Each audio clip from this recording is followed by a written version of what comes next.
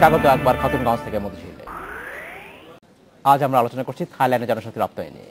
এই নিয়ে আলোচনা করতে আমার সাথে স্টুডিওতে রয়েছেন জনশক্তি কর্মসংস্থান ও প্রশিক্ষণ ব্যুরোর মহাপরিচালক বেগম শামসুন নাহার এবং বাইরা সভাপতি মোহাম্মদ আবুল বাশার।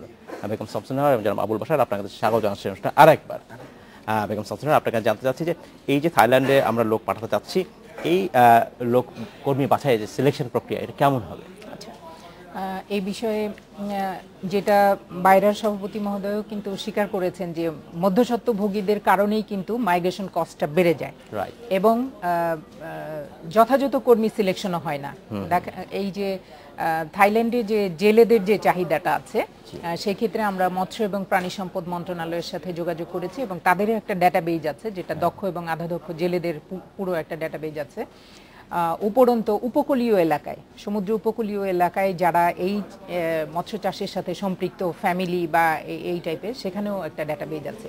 এই ডাটাবেজ থেকে আমরা এই জেলেদের সিলেক্ট করব এবং সেখানে রিক্রুটিং এজেন্সিরাও এই কর্মী যদি পাঠায় সেই ডাটাবেস থেকেই তাদের নিতে হবে। এটা একটা আমাদের গভর্নমেন্টের পক্ষ থেকে বাধ্যবাধকতা থাকবে, ওই ডাটাবেস থেকে ইউজ করতে হবে। হ্যাঁ, তাহলে আর মধ্যস্বত্বভোগী কিন্তু আসছে না। আচ্ছা আচ্ছা, এগুলো একটা। আর কনস্ট্রাকশন সেক্টরেও সম্ভাবনা আছে। সেক্ষেত্রেও আমাদের একটা পূর্ণ ডাটাবেজ আছে, বিএমইটির একটা ডাটাবেজ, 3টা ডাটাবেজ আছে। সেখানে বিভিন্ন ট্রেড ওয়াইজ আছে, মোট 22 লক্ষ ডাটাবেজ আছে সেখানে, 22 লক্ষ কর্মীর।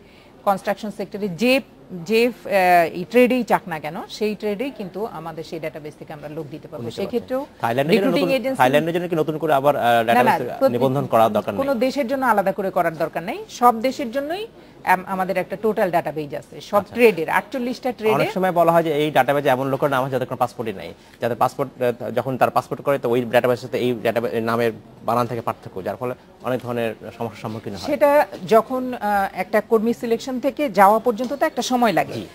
এদের অনেকেরই 22 লক্ষের নিশ্চয়ই ডাটা পাসপোর্ট নাই, এটা ঠিক।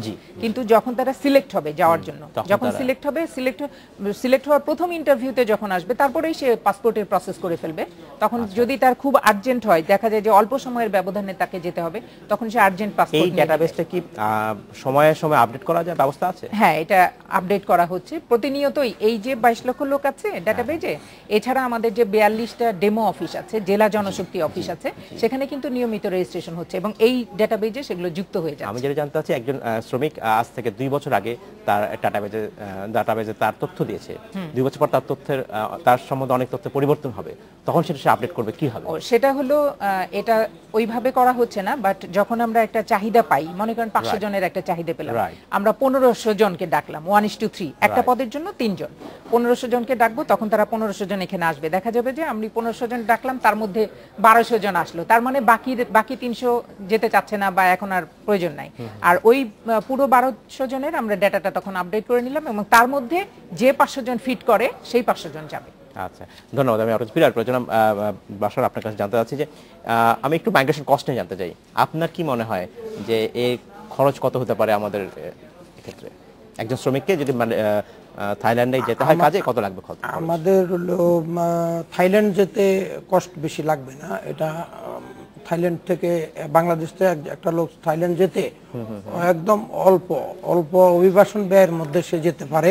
সেখান থেকে ডাটাবেস থেকে লোক নিলে আরো স্বচ্ছতা আসবে, তাহলে মাইগ্রেশন কস্টটা ইচ্ছা করলে অধিক কেউ নিতে পারবে না।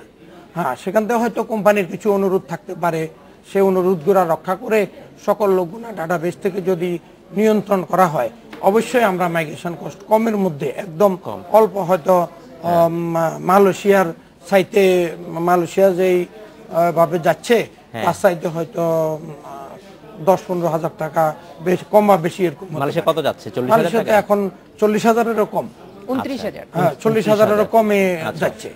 প্রথম যদিও 40,000 গেছে, 35, আস্তে আস্তে এটা কমতে কমতে এখন 30,000 29,000 টাকা চলে আসে। শামসুন্নাহার, আমাদের কি সম্ভব সরকারের দিক থেকে যে একটা সিলিং করে দেওয়া, যে 20 থেকে 30 বা একটা সিলিং, ডেফিনেটলি যার প্রত্যেক এজেন্ট আছে তাদের একটা মার্জিন থাকতে হবে না, সেটা সিলিং করা সম্ভব? এটা সিলিং করা সম্ভব কান্ট্রি টু কান্ট্রি, কারণ থাইল্যান্ডের সাথে যখন আমাদের এমইউটা ফাইনাল হয়ে যাবে, সেই এমইউতে উল্লেখ থাকবে যে বিমান ভাড়া এমপ্লয়ার বহন করবে নাকি এমপ্লয়ি বহন করবে। সেখানে যে লেভি লাগে সেটা কি এমপ্লয়ি দিবে না এমপ্লয়ার দিবে, আর তারপরে এই দুটো জিনিস, আর ভিসা কস্ট এমপ্লয়ার দিবে না এমপ্লয়ি দিবে, এই তিনটা জিনিস যখন ফাইনাল হয়ে যাবে তখনই যদি সেটা এমপ্লয়িকে বহন করতে হয় তাহলে এই ক্ষেত্রে এই এন্ডে আমাদের এন্ডে যুক্ত হবে, আর যদি এমপ্লয়ার সেটা বহন করে তাহলে এর এখানে কিছুই লাগবে না, একদম জিরো কস্টে সে যাবে। এই তিনটা খরচই যদি এমপ্লয়ার বহন করে তাহলে সে জিরো কস্টে যাবে, সে শুধু তার পাসপোর্ট করতে যা লাগে আর তার মেডিকেল টেস্ট করতে যা লাগে আর রিক্রুটিং এজেন্সিকে যে সার্ভিস চার্জ দিবে সেটুকু। সেটাই, রিক্রুটিং এজেন্সির জন্য যে সার্ভিস চার্জ সেটা একদম পরিষ্কার থাকা উচিত যে একটা রিক্রুটিং এজেন্সি এতটা পার্সেন্ট সার্ভিস চার্জ নেবে। এর বাইরে এটা অবশ্য নির্ধারণ করা আছে 12,000 টাকা, কিন্তু এর বাইরেও কখনো দেখা যায় যে সেটা অনেকে শোনা যায় তারা টাকা দিচ্ছে, কাকে দেয়? না, এটা দিচ্ছে ওই যেটা ডিজি মহোদয় বললেন যে গ্রামের, যে আসলে আমাদের লোকজন সরাসরি আমাদের কাছে অনেক সময় আসতে চায় না, তারা কি করে হয়তো গ্রামের একজন স্কুল মাস্টার বা মসজিদের ইমাম সাহেব ওনাদের মাধ্যমে বা ইউনিয়নের চেয়ারম্যান মেম্বার ওদের মাধ্যমে আসে, ওরাই অধিক মুনাফাটা করেন, কিন্তু ওনারা, আমরা কিন্তু অধিক মুনাফা নিয়ে বিজনেসটা করি না। আচ্ছা, ধন্যবাদ। আমি একটু আমাদের দর্শক মুসাব্বির উনি জানতে যাচ্ছেন যে ইউএই ভিসা রিওপেনের ব্যাপারে কোনো উদ্যোগ হচ্ছে কিনা। বেগম সামসুন্নাহার, আপনার আসলে কোনো ধারণা আছে কিনা? ইউএই ভিসা ব্যাপারে কূটনৈতিক প্রচেষ্টা যেটা ওই দেশের সরকারের সাথে আমাদের সরকারের যে বিভিন্ন আলাপ আলোচনা সেগুলো চলছে, এবং আগামী মাসে মাননীয় প্রধানমন্ত্রী ইউএই ভিজিট করবেন, এবং আমরা আশা করছি যে তারপরে একটা ভালো ফল পাবো, এরপরে হতে পারে। জনাব বাশার, আমি জানতে চাচ্ছি যে ইউএইতে যে বন্ধ হয়ে গেল, এর একটা বড় কারণ হিসেবে বলা হয়েছিল যে সেখানে তাদের দিক থেকে বলা হয়েছিল, সরাসরি বলতে অফিসিয়াল কোনো কমিউনিকেশন হয়নি, তা বলা হয়েছিল যে বাংলাদেশি শ্রমিক সেখানে অনেক বেশি, তারা অন্য দেশ থেকে নিচ্ছে। এইখানে আপনারা যারা পাঠাচ্ছেন বাইরার, তার কোনো ভূমিকা আছে? আপনারা কিছু ভূমিকা রাখতে পারছেন সেখানে? আমরা কিছুদিন আগেও আমাদের মাননীয় মন্ত্রী মহোদয়ের সাথে আলোচনা করে আমরা সেখানে প্রথম একবার বন্ধ হয়েছিলেন, আমি যখন মাননীয় প্রধানমন্ত্রী সহ আমি আবুধাবিতে যাই, তখন মাননীয় প্রধানমন্ত্রীকে বিষয়টা, আপনারা সেখানে এমপ্লয়ি লেভেলের কথা বলছিলেন কিনা? প্রধানমন্ত্রী বলছি, আমরা সেখানে কথা বলছি, কিন্তু তারাও আমাদের বাংলাদেশ থেকে লোক নিতে আগ্রহী, কিন্তু আমাদের যে দূতাবাস আছে একসাথে একটা কোম্পানিতে সমস্যা হয়েছিল, সমস্যা হওয়ার কারণে বাংলাদেশ, ভারত এবং পাকিস্তান তিনটা দেশের লোক আনা তারা বন্ধ করে দিয়েছে।